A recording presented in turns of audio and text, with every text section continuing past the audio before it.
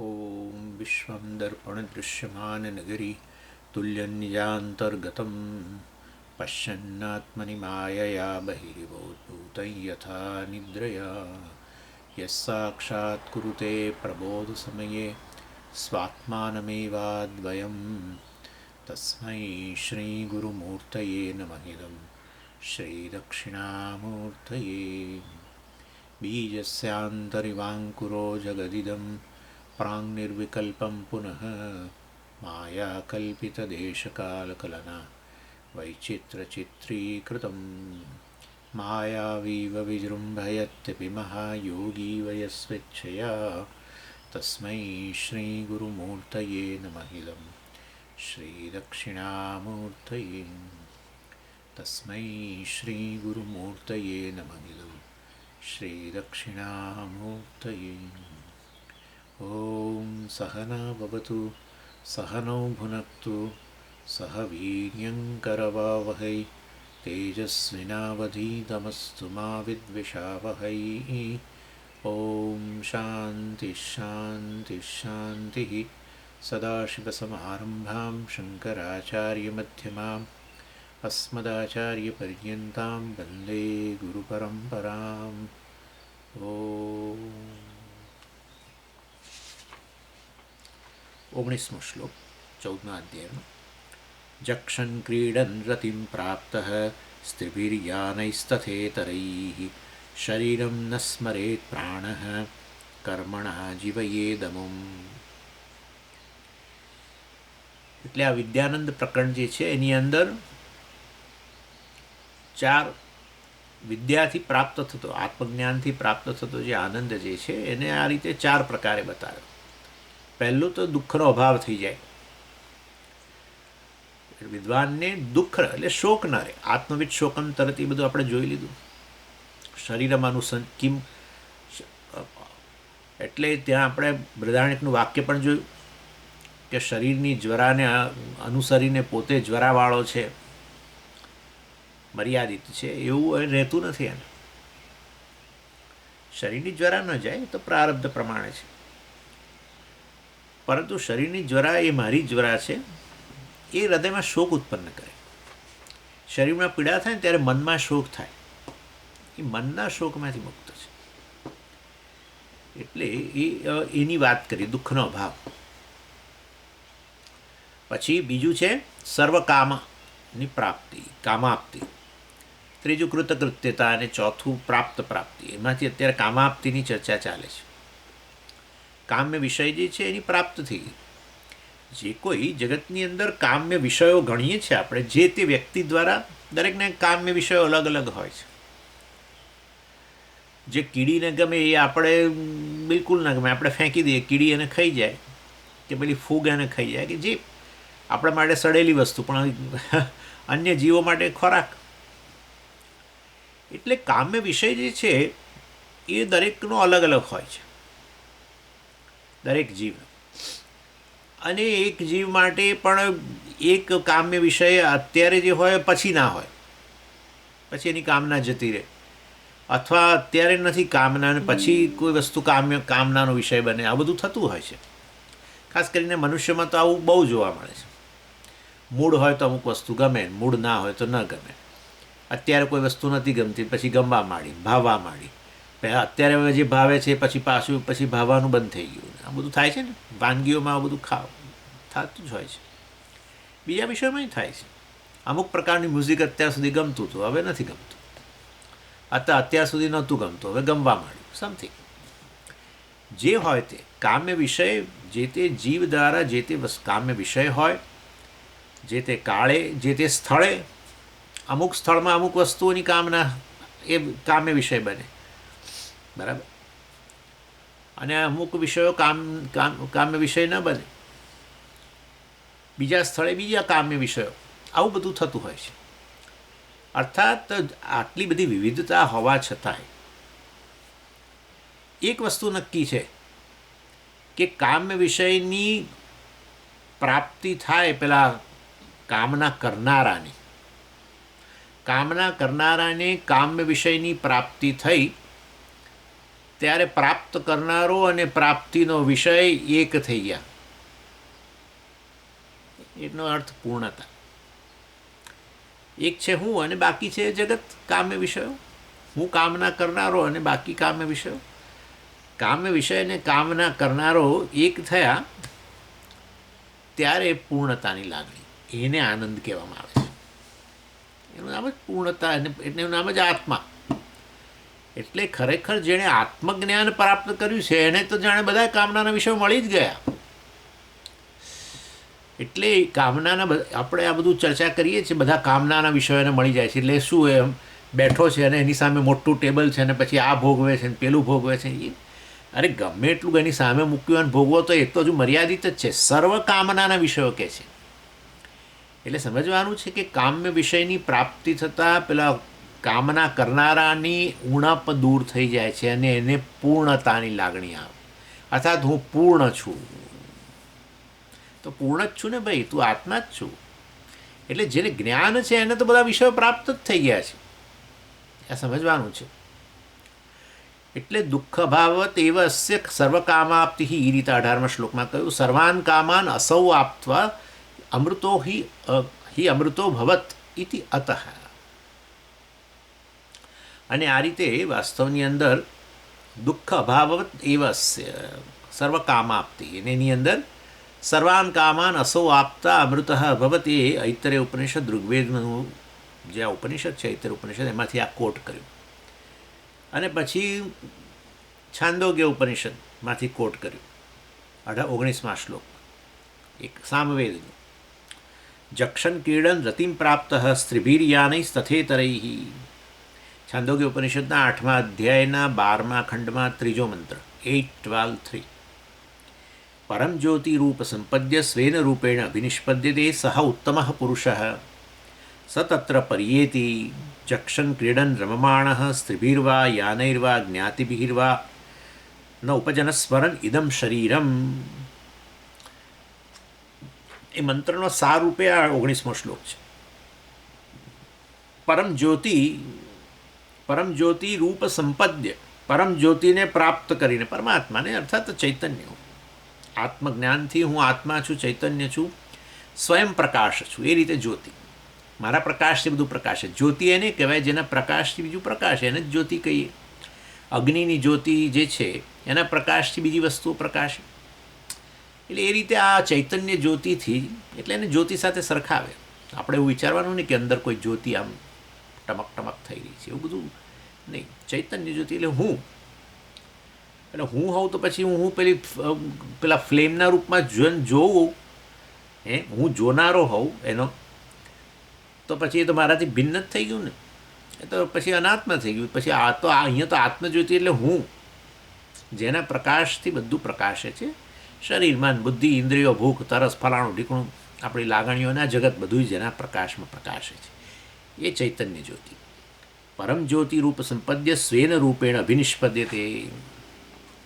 એટલે એ આજે હવે આ જ્ઞાની જે છે, જેણે આ જ્ઞાન પ્રાપ્ત કર્યું છે, ઉત્તમ પુરુષ છે. બરાબર. એનું અભિમાન જે છે શરીર વગેરે સાથેનું, જડ વસ્તુ સાથેનું અભિમાન, અધ્યારોપિત અભિમાન જે છે છૂટી ગયું. આમાં અહમ બુદ્ધિ છે હવે રહી નહીં. અને ત્યારે એનું જીવન કેવું થઈ ગયું? આનંદમગ્ન થઈ ગયું. અર્થાત બધું જગતમાં વ્યવહાર કરે. આ જાગ્રત કાળે જ જીવન મુક્ત છે એટલે પછી એ કંઈ ઊંઘમાં થોડો રહે છે. જીવન મુક્ત એટલે જાગ્રત કાળે બધો વ્યવહાર કરતો જણાય છે, પરંતુ એને પેલું શરીર સાથેનું તાદાત્મ્ય નથી.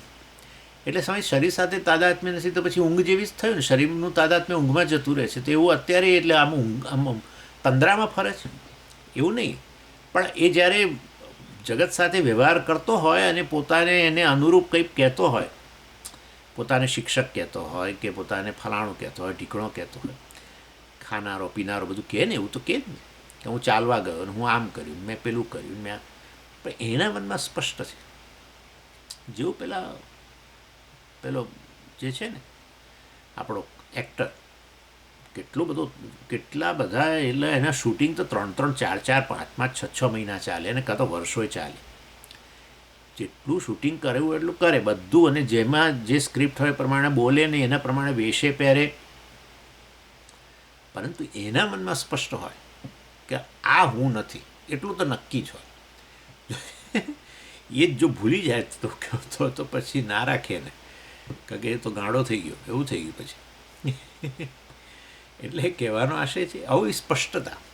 વ્યવહાર કરે છે માટે સ્વામીજી વ્યવહારમાં તો પછી આવું બધું બોલે છે કે હું તો ચાલું છું, હું તો ખાઉં છું, હું તો પીવું છું, અને હું તો આ ભણાવું છું ને હું તો આમ કરું છું ને તેમ કરું છું, અને હું અહીંયાથી ઋષિકેશ ગયો ને હું આમ ને. તો સ્વામીજી આ તો બધું શરીરને આમાં અહમ બુદ્ધિ કરીને બોલે છે, તો હજુ તો તાદાત્મ્ય છે, એને કેવી રીતે આપણે જ્ઞાની કહીએ? અરે ભાઈ પેલો એક્ટર પેલા સ્ક્રિપ્ટ પ્રમાણે બધું બોલે છે ને, હા નથી બોલતો, પણ એક્ટરને ખબર છે હું એક્ટર છું, આ બધું તો સ્ક્રિપ્ટ જ છે, એવું છે. જ્ઞાની માટે જાગ્રત પુરુષનો વ્યવહાર એક સ્ક્રિપ્ટ, પ્રારબ્ધ પ્રમાણેની એક સ્ક્રિપ્ટ, બસ એને પ્રમાણે વેશ પહેરે, પ્રારબ્ધ સિચ્યુએશન બધી પરિસ્થિતિઓ લાવે, એને એમાં રિસ્પોન્સ આપે, બસ દેટ્સ ઇટ. એટલે એ રીતે એને એ રીતે અહીંયા કહેવાનું શરીરને ભૂલી ગયો એવું નહીં, પણ એટલે એના શરીરને આત્મા માનતો નથી એટલું તો નિશ્ચિત છે. વેશને જેમ પેલો એક્ટર પોતે અહમ માનતો નથી, અહમપણું જાણી જોઈને એમાં મૂકી અને પછી વ્યવહાર કરે, હે ને એવી રીતે. એટલે શરીર અભિમાની જે હોય એને કામના પૂર્તિથી પછી દુઃખે થાય ને આનંદે થાય, બધું થાય. પરંતુ આ તો જાણે છે કે આનંદ તમારો સ્વભાવ છે અને મારું સ્વરૂપ છે, પૂર્ણતા મારું સ્વરૂપ છે, હું તો બ્રહ્મ છું. અને માટે કહે છે જક્ષન ક્રીડન રતિમ પ્રાપ્ત, ખાતો હોય પીતો હોય, અહીંયા તો ક્રીડન એટલે આમ ક્રીડા કરતો હોય, અર્થાત બસ ફરતો હોય. અને રતિમ પ્રાપ્ત સ્ત્રીભીરી યાનૈ, સ્ત્રીઓ સાથે રમણ કરતો. એટલે એવું, એટલે આ તો ખાલી ઉદાહરણ આપે છે, એવું નહીં કે સ્ત્રીઓ સાથે રમણ કરે, એવું બધું ના હોય, પરંતુ આવી તો ઉદાહરણ આપે છે કે અન્ય કામ્ય વિષયો બધા જે હોય છે એ કામ્ય વિષયોની સંપર્કમાં હોવા છતાંય એના મનની અંદર એવું નથી કે આ કામ્ય વિષય મને આનંદ આપે છે, કે આ પૂર્ણતા આપે છે. કોઈ વસ્તુ પૂર્ણતા ના આપી શકે, આટલું નક્કી. પૂર્ણતાની લાગણી ઉત્પન્ન કરે, એક સેન્સ જ ખાલી ઉત્પન્ન કરે ને એટલે જતી રહે છે. કોઈ વસ્તુ તમને પૂર્ણ બનાવી જ ના શકે, કોઈ સંજોગોમાં ના બનાવી શકે. તમારે જે મેળવવું એ મેળવો. હું અધૂરો છું, ચાલો એ તો બરાબર, અને હવે આપણે ઉમેરતા જઈએ બધું જગતમાંથી ઉલેચીને રોજે રોજ કમાણી કરીને ખરીદીઓ કરીને બધું ભેગું કરીએ. શાના માટે ભેગું કરીએ? કે જેથી થોડો હું મોટો લાગુ, પૂર્ણ લાગુ. આ ખૂટે છે, આ લઈ આવો ચાલો બજારમાંથી, પેલું ખૂટે છે, પેલું લઈ આવો, પેલું ખૂટે છે, એ લઈ આવો. પેલી ફલાણી વ્યક્તિ ખૂટે છે મારા જીવનની અંદર, એ વ્યક્તિ સાથે લગ્ન કરી લો કે મિત્રતા કરી લો, જે કરી લો તે. જેટલું કરવું એટલું કરો, જે લાવો છો એ એટલું જ અધૂરું છે. જગતનું એક વસ્તુ અધૂરી છે તો આ બીજું અધૂરું જ છે, મર્યાદિત છે. ઇન શોર્ટ, અધૂરું વત્તા અધૂરું બરાબર પૂર્ણ ના થાય ભાઈ. અધૂરું વત્તા અધૂરું બરાબર અધૂરું છે. મર્યાદિત વત્તા મર્યાદિત વત્તા મર્યાદિત, આ તો સામાન્ય ગણિત છે ભાઈ. 1 વત્તા 1 વત્તા 1 વત્તા 1 વત્તા 1 કેટલા? સ્વામીજી આમ કરતાં કરતાં અનંત આવી જાય. અનંત આવે જ નહીં ને. તમે ગમે એટલો મોટો નંબર કહો, બરાબર, 1 વત્તા 1 કરતાં કરતાં ગમે એટલો મોટો નંબર કહો તો એ છેવટે તો મર્યાદિત જ થયો. કેવી રીતે મર્યાદિત થયો?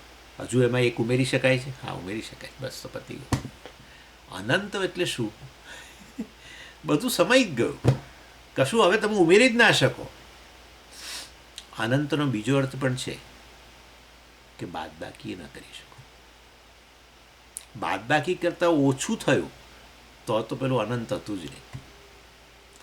ઉમેરવા છતાંય ફેર ન પડે અને ઘટાડવા છતાં, બાદબાકી કરવા છતાંય જેમાં ફેર ન પડે એ જ અનંત કહેવાય, પૂર્ણ કહેવાય. પૂર્ણતામાંથી સમજીએ ભાઈ એક કાઢી લઈએ તો હવે અપૂર્ણ બન્યું, તો પેલું પૂર્ણ જ નહોતું ભાઈ, એ મર્યાદિત નંબર જ હતો. ગમે એટલો મોટો નંબર દાખલા તરીકે આપણે બનાવીએ, બરાબર, એમાં -1 કરો તો ઘટ્યું, બરાબર, પછી તો એનો અર્થ શું થયો? કે પેલો નંબર એ મર્યાદિત જ હતો. ઇન શોર્ટ, આ બધી વસ્તુઓ આપણી સમજમાં હોવી જોઈએ કેમ આ બધું સમજમાં હોવું જોઈએ? આ બધું કંઈક મારે કંઈ ભણવાની જરૂર નથી, આવું બધું ગણિત. અરે ભાઈ, આ ગણિત ભણવાની જરૂર છે. જીવન વેડફાઈ જાય છે. હા, શેના માટે? શેમાં વેડફાઈ જાય છે? પેલું લઈ આવો એટલે થોડું વધારે આનંદ થાય, વધારે સારી સ્થિતિ થાય, પૂર્ણતા તરફ જવું, જીવનમાં કૃતકૃત્યતા તરફ જવું, એ આવવાનું જ છે. એ પ્રયત્ન છોડી દેવો. પૂર્ણતાનો અનુભવ થતો હોય તો હું પૂર્ણ હોવો જોઈએ, બસ આટલું જ છે. પૂર્ણતા ઉત્પન્ન ન કરી શકાય કશું ઉમેરીને કે કશું ઘટાડીને. બસ આ વસ્તુ એને છે. માટે આવું આ બધા આનંદના પદા કહેવાતા કામ્ય વિષયોની વચ્ચે ફરતો હોય તો પણ એને કંઈ બહુ અડે નહીં. એ આમ જ ખંખેરી નાખે. બહુ સાચું કહું તમને. લાગે એવું કે આ કેવો જુઓ, આ સમજીએ એને કેવા રાગ દ્વેષ છે, જુઓ કેવી રીતે ખાય છે, તમે એને જ્ઞાની કહો છો, પણ જુઓ જાણે કે એમાંથી એને આનંદ આવતો હોય. એ તો બધું દેખાય. એ ધારે એ વસ્તુને ડ્રોપ કરી દે, અને ડ્રોપ કર્યા પછી એને અધૂરપ ન લાગે. ડ્રોપ કરીને અધૂરપ લાગે તો હજુ જ્ઞાન જ નથી થયું. જ્ઞાન જ નથી થયું, બિલકુલ નહીં. એટલે આ સમજો આ વસ્તુ. આ કામાપ્તિની વાત જે કરે છે, કામ્ય વિષયો, સર્વ કામ્ય વિષયો પ્રાપ્ત થઈ. આપણે તૈત્રીયમાં ભણી જ ગયા હમણાં જ થોડો વખત પહેલાં જ, આનંદ મીમાંસાની અંદર. પેલા આ મેળવે ને પેલા મેળવે ને એ તો આ બધું મળી જ ગયું છે જ્ઞાની. અરે પેલા દેવતાઓને જે ભોગો પ્રાપ્ત થાય ને એનાથી જે આનંદ થાય એ આને તો મળી જ ગયો છે. આપણને થાય કે આ તો બધી ખોટી ખોટી વાતો છે. એ વસ્તુની પ્રાપ્તિથી જે પેલી પૂર્ણતાની લાગણી જન્મે છે, પૂર્ણતા જન્મે છે, તો એનો અર્થ એવો થયો કે અહમ પૂર્ણ હોવો જોઈએ, પણ કોઈ કારણસર આપણે એને અધૂરો માનીએ છીએ. અને આવી પૂર્ણતા તો રોજે રોજ લાગે છે તમને. જ્યારે તમે તમારી જાત સાથે જ હોવ છો, બરાબર છે, ક્યાંય બીજે તમે નથી હોતા, ક્યાંય બીજે અહમ બુદ્ધિ નથી કરેલી હોતી, અને જ્યારે તમે ખરેખર તમારી જાત સાથે હો છો ત્યારે પૂર્ણતા જ લાગે છે. જાગો ત્યારે શરીરમાં અહમ બુદ્ધિ કરી દો છો. જુઓ, શરીર, મન, બુદ્ધિ, ઇન્દ્રિયો, પ્રાણ, આ બધામાંથી અહમ બુદ્ધિ જાણે કાઢી લીધી. સુષુપ્તિ તાદાત્મ્ય છૂટી ગયું છે બધાનું. નાના સ્વામીજી, એ બધું છે પણ તમારું તાદાત્મ્ય ક્યાં છે એમ મારું કહેવું છે. તાદાત્મ્ય હોય તો તમે ચૈતન્ય હોવાથી, ચેતન હોવાથી, અને એ વસ્તુ સાથે જો તાદાત્મ્ય હોય તો એની સભાનતા હોય. જેમ અત્યારે છે, તમને તમારા પ્રાણની સભાનતા છે, તમારા શરીરની તમને સભાનતા છે. ચૈતન્ય હોય તો સભાનતા હોય જ નહીં. પણ ઊંઘની અંદર તમે ચૈતન્ય તો હાજર છો, પણ કશાની સભાનતા નથી. એનો અર્થ કે એમાંથી તાદાત્મ્ય છૂટી ગયું છે. એ બધા લય પામી ગયેલા છે. તો એ બધાના લય પામ્યા પછી, એ બધાના અભાવની અંદર તમે કેવા છો? તો અધૂરા લાગો છો. જાગ્રત કાળે અધૂરા હતા જ, અને આ બધા સાથે તાદાત્મ્ય છૂટ્યું તો વળી ઓર અધૂરા થયા. એવું નથી થતું. અને માટે અખંડ આનંદનો અનુભવ થાય છે. કશી વસ્તુના સંપર્ક, કામ્ય વિષયના સંપર્ક વગર પણ અનુભવ થાય છે. એનો અર્થ એવો થયો કે જાગત કાળે કામ્ય વિષયની પ્રાપ્તિ થાય ત્યારે જે હું અધૂરો છું, ઊણો છું, એ લાગણી છૂટી જાય નેચરલી. કે એના વગર મને અધૂરપ લાગતી હતી, એ આવી ગયું, અધૂરપ છૂટી ગઈ. અધૂરપ છૂટી ગઈ તો હું મારી જાતને હવે અત્યારે કેવો અનુભવ કરું? પૂર્ણ અનુભવ, જેવું તમે સુષુપ્તિમાં કરો છો. બરાબર. એટલે આ રીતે કહેવાય છે કે આ જ્ઞાની આ પ્રકારે જ્ઞાન, હું પૂર્ણ છું, બ્રહ્મ છું, પૂર્ણમદ પૂર્ણમિદમ. એટલે એવું જ્ઞાન હોવાથી એ આનંદમાં છે, આનંદ સ્વરૂપ છે, અને આનંદમાં છે. એટલે આવું આ ચક્ષણ ક્રીડન રતિમ પ્રાપ્ત સ્ત્રીભિ યાનૈ એટલે આ બધા વાહનોમાં ફરતો હોય ને આમ ને તેમ. પણ એ શરીર તાદાત્મ્યમાંથી રહિત.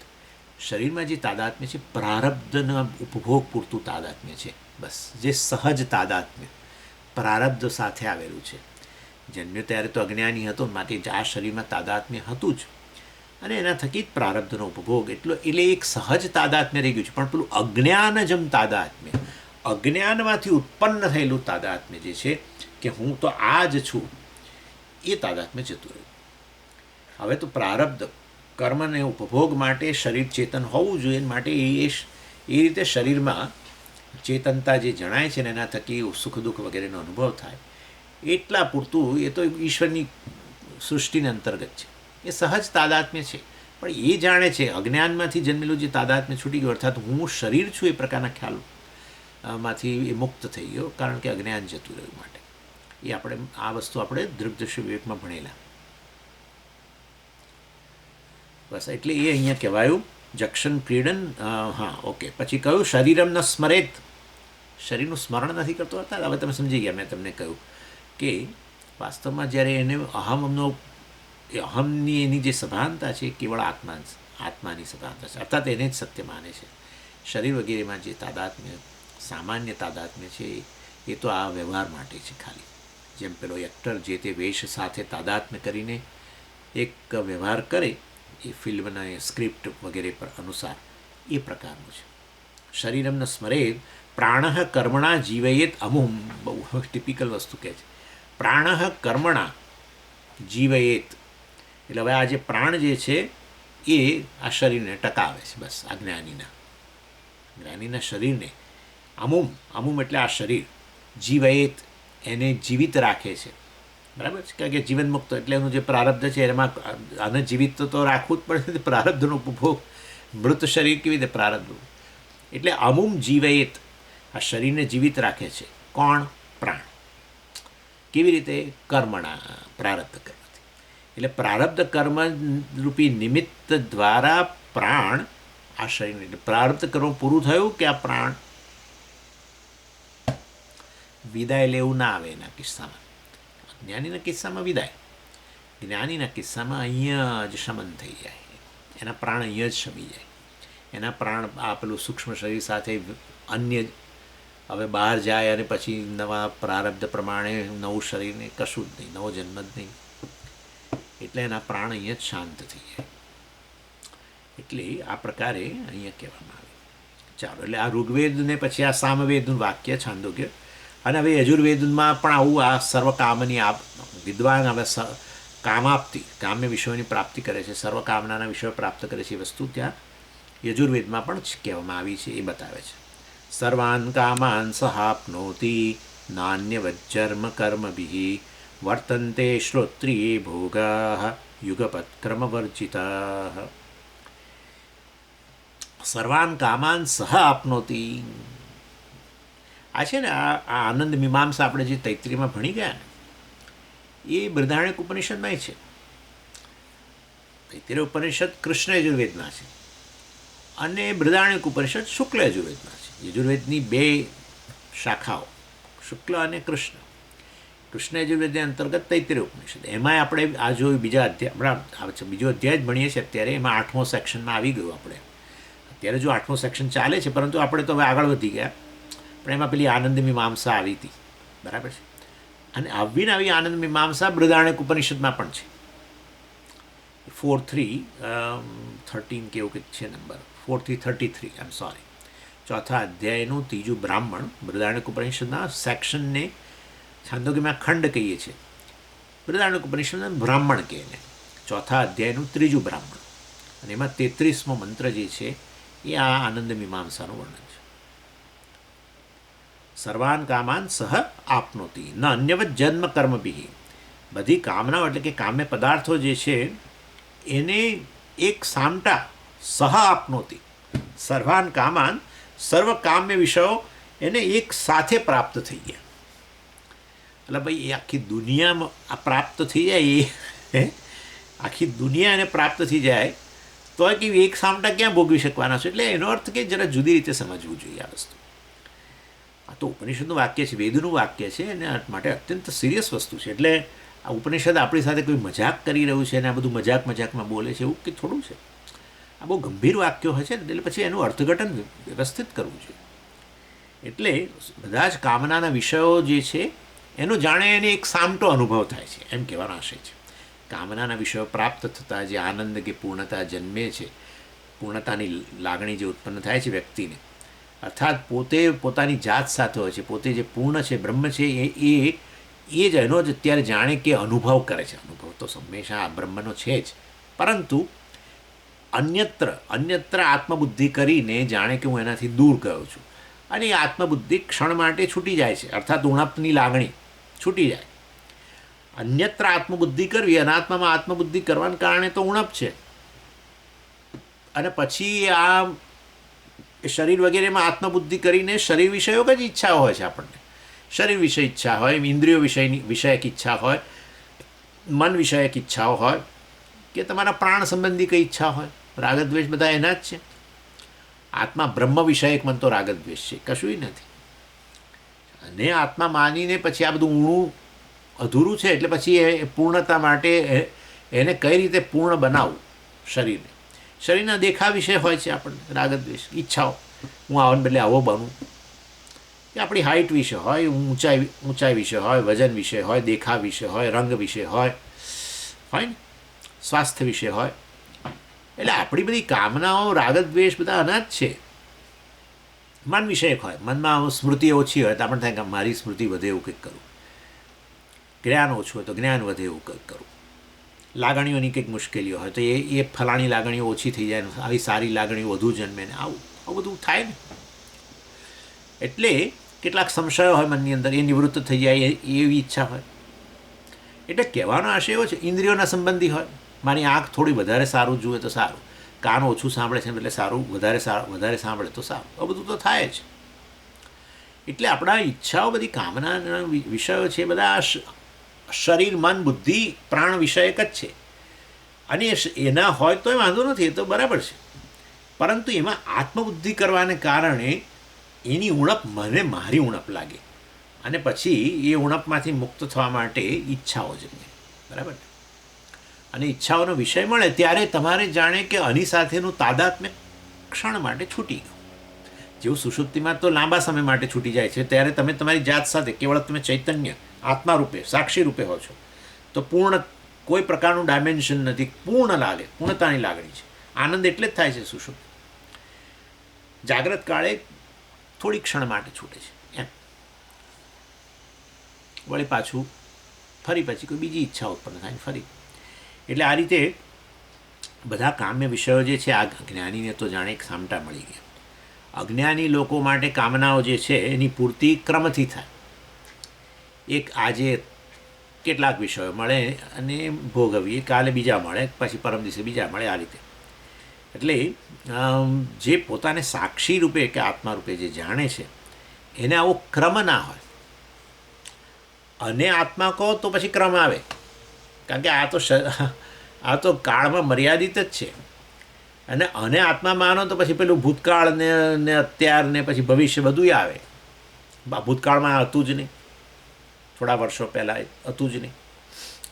અને આત્મા માનવાને કારણે ભૂતકાળમાં કેટલાક વિષયોનો અનુભવ કર્યો અને આનંદ થયો એવું બોલો. અત્યારે આ વિષયો મળ્યા છે ને એનાથી આનંદ આવે છે. હવે ભવિષ્યમાં હજુ આ મળશે ને ત્યારે મને આનંદ થશે.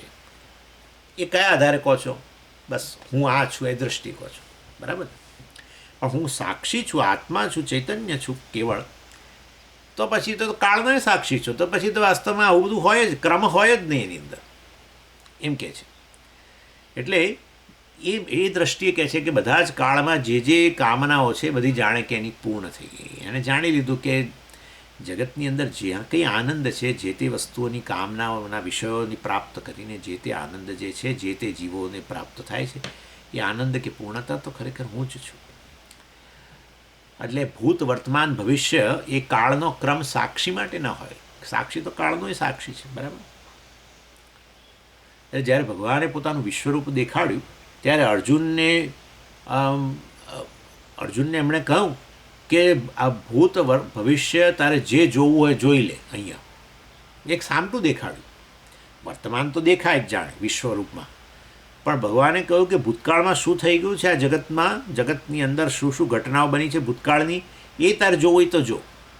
ભવિષ્યની કઈ ઘટનાઓ આવવાની છે એ પણ તું જો. અને બતાવે જ છે કે ભીષ્મ વગેરે બધા હણાઈ જ ગયેલા છે. દ્રોણ ને આ ને પેલો દુર્યોધન બધા હણાઈ ગયેલા છે, જોઈ લે. આ બધા મેં ચાવી લીધા છે એમ કહ્યું ભગવાન. અર્થાત પરમેશ્વર જે છે એ કાળથી પર છે બતાવવા માટે. તો પછી પરમેશ્વર કાળથી પર છે, પણ સ્વામીજી આપણું શું? સાક્ષી પરમેશ્વર જ છે ને ભાઈ, બ્રહ્મ છે ને. એટલે એ સાક્ષી માટે કાળનો ભેદ નથી. અજ્ઞાની માટે જેમાં આમાં આત્મબુદ્ધિ હોય તો આ તો કાળને અંતર્ગત જ છે. ભૂત, વર્તમાન, ભવિષ્ય ભૂતકાળમાં નહોતું, અત્યારે છે અને ભવિષ્યમાં નહીં હોય. એટલે આમાં આત્મબુદ્ધિ કરો તો જાણે કે તમે કાળને અંતર્ગત છો, કાળ ભેદ રહે તમારા માટે. પણ જાણો કે તમે ખરેખર સાક્ષી છો તો પછી કોઈ કાળ ભેદ રહેતું નથી. અને એ દ્રષ્ટિએ બધા જ ઉપભોગો જાણે એને પ્રાપ્ત થઈ ગયા, ભવિષ્યના, ભૂતકાળના, અત્યારના, જાણે બધા પ્રાપ્ત થઈ ગયા એમ કહે છે. કોના માટે કહે છે? જ્ઞાની માટે. એટલે આ એના માટે ઉદાહરણ આપતા હોય છે આચાર્યો, કે જાણે કે તમે સમજો કે એક 30 માળનું મકાન હોય અને તમે 3જા માળે રહો છો, અને તમે 3જા માળે રહેતા હો, તમારા લિવિંગ રૂમની અંદર દરવાજો છે અને બહાર બાલ્કની જેવું છે, બરાબર? તો તમે તમારા ઘરની અંદર બેઠા હો ત્યાંથી તમને નીચે રસ્તો વગેરે દેખાતો હોય. હવે તો આજકાલ બધું ગ્લાસની બધું બહુ કરતા હોય, પેલી પેરાફિટ જે બનાવે આમ, પેલી ઈંટોની નહીં, શેમાં? બાલ્કનીમાં કેવું એ જે દિવાલ હોય એ ગ્લાસની, બોલો, એટલે આમ બધું દેખાય તમને આમ નીચે. એટલે તમારા લિવિંગ રૂમમાં બેઠા હો અને તમારા એક ડોર જે છે બાલ્કનીમાં પડે છે, એ ડોરમાંથી તમે બહાર જોતા હો તો તમને શું લાગે કે આ એક ગઈ, એક કાર, આ બીજી ગઈ, હવે આ ત્રીજી ગઈ, આ ચોથી ગઈ. પરંતુ કોઈ વ્યક્તિ 30મા માળની અગાશીમાં ઊભો છે, બરાબર, એ અગાશીની પેરાફિટ પાસે, તો હવે એના માટે શું? એક ગઈ, બીજી ગઈ, એવું? અરે પેલી આવી રહી છે એ એને ખબર છે, અને આ ગઈ એ એને ખબર છે, અને અત્યારે નીચે અહીંયા જઈ રહી છે એ એને ખબર છે. એટલે જે આ પ્રકારે ઊંચાઈ પર ગયેલો છે એને માટે હવે કાળ રહ્યો નહીં ને, ભૂત વર્તમાન, કે આ ગઈ ને આ અત્યારે જઈ રહી છે ને પેલી તો હજુ આવી રહી છે, આવું ન રહે. એવું છે આ જ્ઞાનીએ હાઈટ પકડી લીધી છે, બરાબર? જ્ઞાનથી એવી ઊંચાઈ પકડી લીધી આને, અને એ દ્રષ્ટિ એને માટે જાણે કે ભૂત વર્તમાન ભવિષ્ય રહેવું નથી.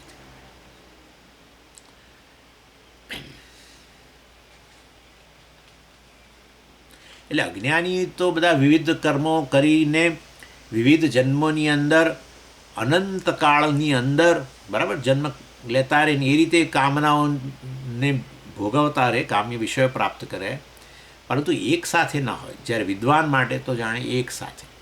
ભૂતકાળમાં પણ જે જીવોએ તૃપ્તિ પ્રાપ્ત કરેલી, પૂર્ણતા પ્રાપ્ત કરેલી, આનંદ પ્રાપ્ત કરેલો, અત્યારે કરી રહેલા અને ભવિષ્યમાં જે કરવાના છે, બધા એ જે આનંદ કે પૂર્ણતા છે એ જ મારું સ્વરૂપ છે. જે તે વ્યક્તિ જે તે પૂર્ણતાનો અનુભવ કરે છે એ પૂર્ણતા તો આત્માનું સ્વરૂપ છે ને, એ આત્મા હું છું. અને એ દ્રષ્ટિ બધા કામ્ય વિષયોને પ્રાપ્ત થઈ ગયા. કર્મથી ઈચ્છા પૂરી કરો ને ત્યારે તૃપ્તિ સંભવ ના થાય, એ આપણો અનુભવ છે. કર્મથી આનંદના વિષયો પ્રાપ્ત કરીએ તો તૃપ્તિ ના આવે. અને તૃપ્તિ, કારણ કે જાણે છે કે એ પૂર્ણતા હું છું, હું પૂર્ણ છું, એ વસ્તુથી તૃપ્તિ જન્મે. સ્વામીજી, જીવનનો પ્રયોજન શું? જીવનનો પ્રયોજન છે તૃપ્તિ. અંગ્રેજીમાં આ લોકો એને સેટિસ્ફેક્શન કહે. જીવનનો પ્રયોજન શું? તૃપ્તિ. બધા શેના માટે દોડે છે ચારે બાજુ? બસ એક તૃપ્ત થઈ જવા માટે. તૃપ્તિ જોઈએ છે બધાને, પણ એ બિચારા અબુદ્ધ છે ખરેખર. એટલે એને શું થાય ખબર છે કે આ મળી જશે ને બસ પછી તૃપ્તિ. તમે જોજો, આવું હોય છે.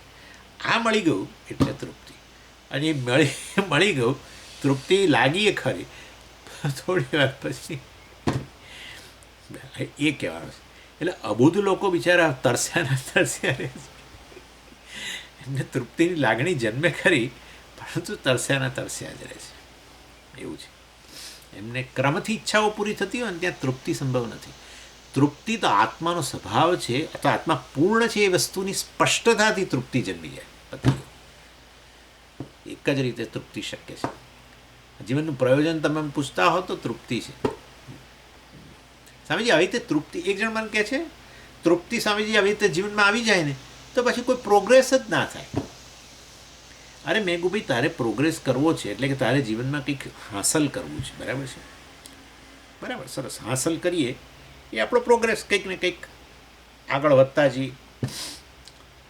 પરંતુ એ હાંસલ કરવા દ્વારા તારે શું જોઈએ છે તું વિચાર. બસ, તૃપ્તિ જોઈએ છે કે નથી જોઈતી? જોઈએ જ છે. એટલે કહેવાનો આશય, તમારે જે તે સિદ્ધિઓ મેળવીને ભૌતિક રીતે જોઈએ છે તૃપ્તિ ભૌતિક, પરંતુ આપણા મનમાં ખ્યાલ એવો છે કે આ મળી જાય તો તૃપ્તિ જન્મશે. એ ખાલી બાળકપણું છે, બાકી બીજું વાંધો નથી. એ માસુમિયત કહેવાય એને. બાળકને અમુક આપણે ના કહીએ તો એને ખબર નથી પડતી સ્વામીજી, એવું છે આજ્ઞાનીઓનું. બિચારા ભોળવાઈ ગયેલા છે, માયાથી આપણે ભોળવાઈ જ ગયેલા છે. અને આપણે ફલાણાને ઢીકણાને બધાને તૃપ્તિના વિષયો ગણીએ છીએ. આ આવી જશે એટલે તૃપ્તિ જન્મશે, આ આવી જશે. તમે ને મને બધાને ખબર છે. પછી ગોવિંદમાં આચાર્ય કેટલું કહ્યું કે ભાઈ આવી રીતે આખું જીવન વીતી જાય છે તો એ તૃપ્તિ આવતી જ નથી. આપણને બધાને ખબર જ છે. તો આ એવી તૃપ્તિ જન્માવી હોય તો હું તૃપ્ત છું એ વસ્તુનું જ્ઞાન પ્રાપ્ત કરો, એના માટે શાસ્ત્રનો જ અભ્યાસ કરવો પડે, બાકી કોઈ રીતે ન થાય.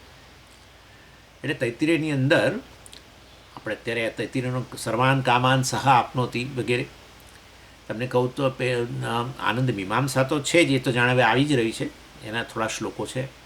પરંતુ આ સર્વાન કામાન સહ આપનોતી એ તો ત્યાં શરૂઆતમાં જ છે બ્રહ્માનંદ વલ્લીમાં.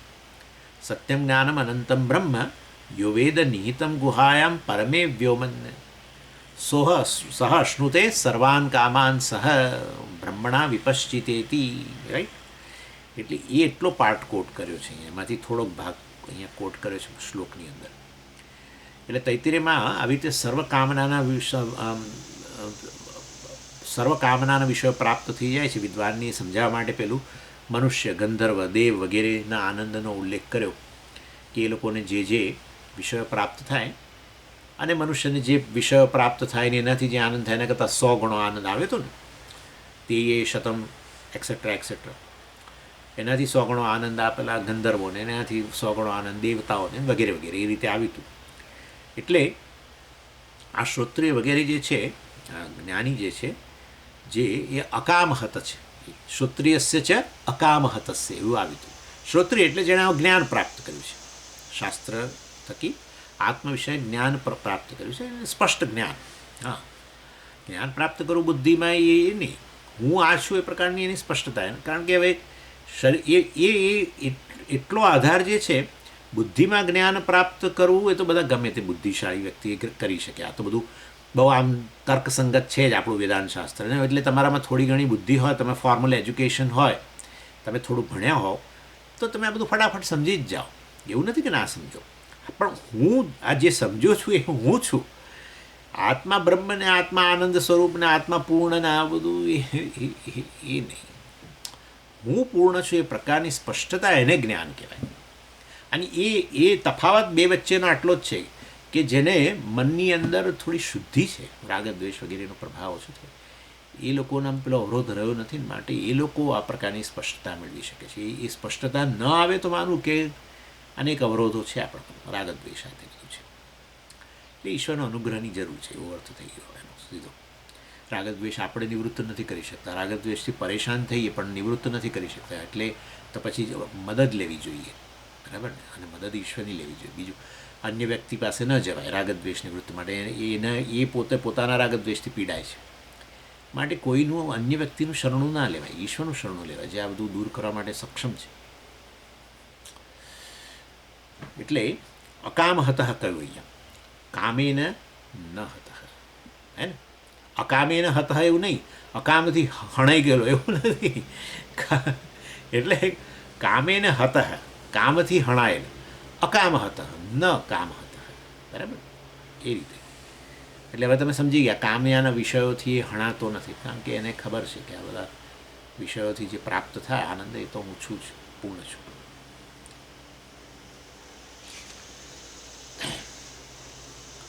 અને પછી જે એ આનંદના મીમાંસાની અંદર જે શરૂઆતમાં કહ્યું હતું પેલું યુવા સ્યાત સાધુ યુવા અધ્યાયક હે, એટલે મનુષ્યને કયા મનુષ્યને સમજી સૌથી શ્રેષ્ઠ આનંદ મળે. પછી એનાથી 100 ગણો આગળ મનુષ્ય ગંધર્વની પ્રકારે કહ્યું હતું, પણ એ મનુષ્યનું વર્ણન આવ્યું હતું, તમને યાદ હોય તો, કે આવો મનુષ્ય હોય તો એને શ્રેષ્ઠ આનંદ આ પૃથ્વી પર મળે. યુવા સ્યાત સાધુ યુવા અધ્યાયક હે, રાઈટ? પછી આ બધું આખું આ પૃથ્વી જે આ સર્વવિત્ત સંપત્તિથી ભરેલી છે, એ પૃથ્વીનો અધિપતિ છે, અને એની પાસે લાખો કરોડો કામ્ય વિષયો છે, અને એનું ભોગવવાની ક્ષમતા, કારણ કે યુવા આને પાછો આશિષ્ઠો દૃઢિષ્ઠો બલિષ્ઠ, આશિષ્ઠ છે અને સંસ્કારી છે. અર્થાત ઘણીવાર શું હોય, તમારી પાસે ધન હોય ને ધનથી તમે એવા વિષયો મેળવી શકો જેને તમે આનંદના વિષયો કહો, પરંતુ ખરેખર તમને નુકસાન કરનારા હોય. જ્યારે આ તો સંસ્કારી છે એટલે વિષયોનો ઉપભોગ કરે છે, પરંતુ એને એ એવા વિષયોનો ઉપભોગ કરે છે કે જે એની પડતી ના લાગે એવું. એટલે આશિષ્ઠ છે, દૃઢિષ્ઠ છે, બલિષ્ઠ છે, એ બધું ઘણું બધું કહ્યું ત્યાં. એટલે આવો વ્યક્તિ જે છે અને જે સમગ્ર પૃથ્વીનો અધિપતિ છે, જે પૃથ્વી બધા પ્રકારના ધનધાન્યથી ભરેલી પૃથ્વીનો એ અધિપતિ છે, ઓનર માનો એવો કોઈ મનુષ્ય છે, એમ ભોગવાની ક્ષમતા છે અને ભોગ્ય વિષયો છે એમ કહેવાનો આશય છે. તો એને તો શ્રેષ્ઠ આનંદ મળે. પછી એના કરતાં 100 ગણો મનુષ્ય ગંધર્વ. એટલે એ વર્ણન છે અહીંયા પેલું યુવા વગેરેની જે વાત હતું નહીં. યુવારૂપી ચ વિદ્યાવાન નિરોગો દૃઢચિત્તવાન સૈન્યોપેત સર્વ પૃથ્વીમ વિત્તપૂર્ણામ પ્રપાલયન સર્વૈર્માનુષ્યકૈર્ભોગૈઃ સંપન્ન તૃપ્તભૂમિપઃ યમાનંદમવાપ્નોતિ બ્રહ્મવિચ્ચ તમશ્નુતે. એક વસ્તુ નિશ્ચિત છે કે મનુષ્યના જીવનની અંદર વિષયોના ભોગવાની મેક્સિમમ ક્ષમતા યુવાનીમાં હોય છે. એટલું તો ખરું છે. ન બાલ્યાવસ્થામાં, નેચરલી નહીં. બાળકને તો અમુક જ વસ્તુ અપાય. અરે એને ભાવતી વસ્તુ હોય, બરાબર, એને અત્યંત ભાવતી વસ્તુ હોય જેના માટે એનામાં ભોગ બુદ્ધિ રહેલી હોય, એવી વસ્તુ એને પૂરી ના અપાય. પેલું કેળું ભાવતું હોય તો કે થોડુંક આપજો, આખું કેળું ના ખવડાવાય બધું. એટલે આને કશું ખવડાવી દો કદાચ તો બિચારો હેરાન થઈ જાય. એટલે અત્યંત ભાવતી વસ્તુ હોય તો પણ તમે એને વધારે ના આપી શકો. એટલે ક્ષમતા નથી બાલ્ય શરીરમાં. ભાઈ પ્રૌઢાવસ્થાનો ને બધા તો પ્રશ્ન જ નથી. બધા હજારો પ્રશ્નો ઊભા થતા હોય છે હજારો પ્રશ્નો. એમાં આજકાલ તો આ બહુ છે, પેટ ભારે થઈ જવું ને પછી ખાટા ઓડકારો આવવા ને આમ ને તેમને ગેસ થઈ જશે. ગેસ બહુ થઈ ફલાણું ઠીક. એનીવે, એટલે કહેવાનો આશય છે કે ભોગ તો મેં તો ખાલી ખાવાની દૃષ્ટિ વાત કરી. આ બધા વિષયો પણ ખરા ને, આ શબ્દ અને સ્પર્શ અને રૂપ. એટલે ભોગ્ય વિષયોની ક્ષમતા યુવાનીમાં હોય છે, ઇન્દ્રિયોની અંદર પૂરી ક્ષમતા હોય. વૃદ્ધાવસ્થામાં તો વળી બિલકુલ નહીં. વૃદ્ધાવસ્થામાં ભોગવવાની ઈચ્છા હોય છે, ભોગવી નથી શકાતું. એ બહુ ખરાબ સ્થિતિ હોય છે. એ બહુ ખરાબ સ્થિતિ.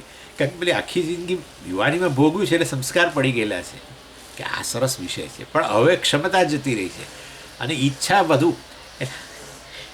એટલે એવો શ્લોક છે કે આ શરીર વગેરે જે છે એ તો વૃદ્ધ થતું જાય છે, પણ આ વ્યક્તિના શરીર વગેરે છે, ઇન્દ્રિયો છે, બધી વૃદ્ધ થઈ રહી છે, પણ એ વ્યક્તિની જે તૃષ્ણા જે છે એ દિન પ્રતિદિન એ યુવતી થતી જાય છે. એવો પ્રકારનો શ્લોક છે. તૃષ્ણા જે છે એ આ રીતે યુવતી થતી જાય છે. એવું છે. એ વધારે દુઃખ આપે ને. આપણને મનમાં ઈચ્છા ખૂબ હોય પણ ભોગવી ન શકીએ. ચાલો, એટલે હવે આ યુવાન વ્યક્તિ હોય અહીંયા જરા જુદી રીતે વર્ણન કરે છે. યુવા રૂપી છે વિદ્યાવાન. રૂપી પાછો રૂપી છે, બહુ દેખાવડો છે. એટલે આમાં એવું છે કે તમે દેખાવડા હોય ને તો તમારા દેખાવ માત્રથી તમારા મિત્રો વગેરેને તમને જોઈને આનંદ થાય. યુવાન હોવ, દેખાવડા હોવ. એટલે બહેનો હોય તો કોઈ દેખાવડી એમ કહીએ આપણે, જાણે ચાલો હું તો દેખાવડો બોલું છું. સ્વામીજી તમે પુરુષોની જ વાત કરી ને, કોઈ બીજું. એટલે આ ખાલી આપણે અહીંયા ઉદાહરણ લઈએ છીએ. એટલે રૂપી કહ્યું. એટલે યુવાન હોવ અને દેખાવડા હોવ તો તમારા જે મિત્રો હોય, અનેક મિત્રો હોય પાછા તમે દેખાવડા હો એટલે, અને એ બધા મિત્રોને તમને મળીને આનંદે થાય તમને જોઈને, એવું પણ ખરું. કારણ કે બધાને આકર્ષણ થાય ને તમારું આવું રૂપ છે, એટલે એ રીતે અમને આનંદ થાય. પછી બીજું છે કે યુવાન હોવ ને તમારું ગ્રુપ એવું હોય કે બધાની રુચિ એક સરખી હોય, એ વધારે આનંદ આપે. તમે જોજો હંમેશા આપણે એવા મિત્રો બનાવીએ કે જેમને આપણા જેવું જ ગમતું હોય. ફરવાનું ગમતું હોય, અમુક પ્રકારનું ખાવા પીવાનું ગમતું હોય, અમુક પ્રકારનું પહેરવાડવાનું ગમતું હોય, અમુક પ્રકારની આપણી જીવનશૈલી હોય એ બીજાઓને પણ એ પ્રકારની હોય, તો આપણે એને મિત્ર બનાવીએ. એટલે સમાન રુચિ, સમાન રૂપ અથવા રૂપ હોય પહેલું, યુવાન હોવ, રૂપ હોય, પછી સમાન રુચિ હોય. અને તમે જોજો કે તમે કહો કે સ્વામીજી અમે તો કોઈને બીજા, અમે સુખ ભોગવવા માટે અમે એકલા પૂરતા છે, પણ તમે જોજો એવું નથી થતું. તમે જ્યારે કોઈ વસ્તુને ભોગવવાની શરૂ કરો ને આનંદ આવે ને, પછી તમે ધીરે ધીરે પાર્ટીઓ કરવાનું ગમે અથવા પાર્ટીમાં જવાનું ગમે. હંમેશા આવું હોય છે, પાર્ટીઓમાં જઈ અને આનંદ આવે, અને એ આનંદ તમે એકલાએ જ ભોગવ્યો હોય એના કરતાં વધારે હોય છે. તમે જાઓ અથવા તમારા ત્યાં હોય, જે પણ હોય. એટલે આ બધી વસ્તુઓ સુખ માટે જરૂરી હોય છે. પછી બીજું છે સાહિત્ય, સંગીત, કલા વગેરે બધું હોય તો એ સૂક્ષ્મ આનંદ ભોગવવા માટે પણ તમારા મનમાં થોડીક ક્ષમતા જોઈએ, બરાબર. એટલે સાહિત્યનો આનંદ લેવો હોય તો થોડી વિદ્વત્તા જોઈએ, સંગીતનો આનંદ લેવો હોય તો એનું જ્ઞાન જોઈએ, અને બીજા કલાના ક્ષેત્રો. મારા જેવાને તમે પૂછો, સ્વામીજી તમે પેલી પેઇન્ટ ગેલેરીમાં લો ગાર્ડન પાસે છે ને એક સરસ પેઇન્ટિંગની ગેલેરી છે, એટલે કોઈ પેલું બધું પ્રદર્શન ત્યાં, એટલે બધા જાય તો બધા ત્યાં જાય, એટલે આપણે કેમ ના જઈ શકીએ? એવો પ્રકારનો એક દંભ કરીને પછી ગયા, અને એવી રીતે જઈએ કે જાણે આપણે તો બહુ નિષ્ણાત જ છીએ, અને અંદર પ્રવેશ કરીને પછી આ એક એક ચિત્રની સામે આમ અડધો કલાક સુધી જાણે ઊભા રહી આમ જોઈએ, આડા પડીને આમ પછી આમ જોઈએ, એ બધું બહુ કર્યું. અને એમાં ખરેખર મારે તો લોકોને બતાવું હતું કે હું ખૂબ જાણકાર છું આ બધા પેઇન્ટિંગ વગેરે. આટલી સૂઝ નહીં, તમે નહીં માનો, હું 10 જ મિનિટમાં આખી ગેલેરી ફરીને બહાર નીકળી. મને થયું કે આમાં કશું છે જ નહીં. અને પેલો ખરેખર જાણતું હોય એને તો એક ચિત્ર સામે 1 કલાક ઊભો રહે અને જાણે કે શું દાળવડા ખાઈ રહ્યો, શું ભોગવતો હોય એવો આનંદ એને આવતો. અહીંયા જોઈએ કશું સ્થૂળતા નહીં, વિદ્યાવાન હોવા જરૂરી છે આ પ્રકારના વિષયોના આનંદ માટે. મૂર્ખ કે અશિક્ષિત હોય એ જે છે એના માટે સુખના ઉપાયો બહુ સીમિત થઈ જાય. આ બધું ત્યાં તૈતરીમ ક્યાં છે? આવું જ છે. એટલે કે યુવા સ્યાત સાધુ યુવા અધ્યાયક આશિષ્ઠ દૃઢિષ્ઠ બલિષ્ઠ, અને પછી વિત્તસ્ય સર્વા પૂર્ણસ્ય વિત્તેન પૂર્ણા સ્યાત વગેરે વગેરે. પૃથ્વી, આખી પૃથ્વી વિત્તથી પૂર્ણ હોય. આ આશિષ્ઠ, દૃઢિષ્ઠ, બલિષ્ઠ કહ્યું. આશિષ્ઠ એટલે આવો સંસ્કારી અર્થાત કઈ પ્રકારનો જ્ઞાન ધરાવનારો. એનીવે, અને અધ્યાયક પણ કહ્યું. તમે જુઓ તો અધ્યાયક એટલે વેદનું જ્ઞાન પણ જેની પાસે રહેલું છે. એનીવે, એટલે મૂર્ખ કે અશિક્ષિત છે એને કશું સીમિત હોય, બહુ રોગી હોય, બરાબર, યુવાન હોય પણ રોગી હોય તોય સુખ ન મળે. અને તમે આ પ્રકારની બધું વિદ્યાવાન હો, આ બધી કલાનું જ્ઞાન ને મ્યુઝિકનું જ્ઞાન ને બધું હોય, પણ કોઈ રોગ થઈ ગયો હોય, તમને જતો ના હોય તોય ના હોય. એટલે આ બધી વસ્તુઓમાંથી મુક્ત છે, પાછો રોગમાંથી મુક્ત છે, સુંદર દેખાવવાળો છે, અને એની પાસે બધા એનું આખું મિત્રમંડળ છે, બધા સમાન રુચિવાળા છે, બધાનામાં ભોગની ક્ષમતા છે, અને વળી આવા સૂક્ષ્મ વિષયો જેને એસ્થેટિક પ્લેઝર કહેવાય છે, સૂક્ષ્મ વિષયોનો આનંદ પ્રાપ્ત કરવાનું સામર્થ્ય છે, સાહિત્ય, સંગીત, કલા વગેરે બધું. બોલો, ઊંડું જ્ઞાન બધાનું, તો કેટલો આનંદ આવે. અને દૃઢિષ્ઠ બલિષ્ઠ, ચિત્તની અંદર દ્રઢતા છે, બોલો, તો વધારે આનંદ આવે. નબળું હોય ચિત્ત તો નાની નાની પરિસ્થિતિઓ ભાંગી પડી આપણે, તો પછી આનંદ ક્યાં આવે? એટલે પેલું દૃઢિષ્ઠ બલિષ્ઠ એટલે તો શારીરિક રીતે કહ્યું, પણ દ્રઢિષ્ઠ જે કહ્યું એ મનની દ્રઢતા બતાવવા માટે કહ્યું. અર્થાત જેનામાં નિશ્ચય સ્થિર હોય. હવે જે નિર્ણય કરે એ બધો વિચારીને કરે ને પછી એમાં મને વળગેલા રહે, સ્થિર નિશ્ચય જેને કહીએ ને આપણે, એવી વ્યક્તિઓ સુખી થાય જીવનમાં. આ બધું એ ધરાવે છે. ભગવાને કહ્યું ત્યાં 4થા અધ્યાયના 40મા શ્લોકમાં, ન સુખમ સંશયાત્મન. આ વ્યક્તિ જે છે સંશયાત્મા, એટલે ભગવાને વ્યક્તિને સંશયાત્મા કહી દીધો, કે જાણે સંશયાત્મા એટલે સંશય જ એનું સ્વરૂપ છે. સંશય કે ડાઉટને જાણે કે તમે એક શરીર આપો અને જે હોય શરીર એ આવો એવો છે, આ બસ સંશયનો જ બનેલો એમ. દરેકે દરેક વસ્તુમાં સંશય. તમે એમાં ક્યાં આનંદ આવે? પછી સંશય નિવૃત્ત થાય તો આનંદ છે, પરંતુ આવો ઘડીએ ઘડીએ એકે વસ્તુમાં સતત સંશય જ ઉત્પન્ન થતો હોય એને આનંદ ના આવે. એટલે પેલું કહ્યું દ્રઢતા, સ્થિર નિશ્ચય વગેરે બધું જે કહ્યું. યુવાન, દેખાવડો, આવો તેવો, કલાનું જ્ઞાન ને સમાન રુચિવાળા એની આસપાસ બધા અનેક લોકોને બોલો, અને પાછું બધું ધનથી કહ્યું ને બધું, તો ત્યાં તો વળી એ કહ્યું આખી પૃથ્વીનો અધિપતિ, પછી તો જોઈતું તું શું. એટલે આ લોકની અંદર જે સુખ મળી શકે એ આવા વ્યક્તિને મળી શકે, સંશય વગેરે ધરાવનાર ન મળી શકે. તમે રાજાની વાત કરીએ આપણે, કારણ કે આને અધિપતિ કહો, રાજાએ પણ તમે જોજો નિર્ભય હોય તો એને સુખ હોય. હા, રાજા છે પણ ભય હોય, કારણ કે એણે જેવા નિર્ણયો લીધા લે છે કે જેને કારણે છે કે આજે નહીં કાલે આવે લોકો મને મારી નાખશે, અથવા આજે નહીં કાલે કંઈક બળવો થશે. મારી આસપાસના લોકોમાંથી જ એનાથી જ એમને ભય હોય. ઘણીવાર તો આસપાસના જે કહેવાતા વિશ્વાસુ લોકો એમના પ્રત્યે અવિશ્વાસ આવી શકે. એટલે એવા સંજોગોમાં તમે ભલે ને રાજા, તમારી પાસે ઘણી સત્તા છે, પરંતુ આનંદ ન હોય. આનંદ માટે નિર્ભયતા જરૂર છે, અને નિર્ભયતા ત્યારે જ આવે કે જ્યારે વાસ્તવની અંદર તમે એવા નિર્ણયો કરો કે જેથી પ્રજા સુખી થાય. તો પછી એમના સુખમાં તમને તમારું સુખ દેખાય, નિર્ભયતા દેખાય.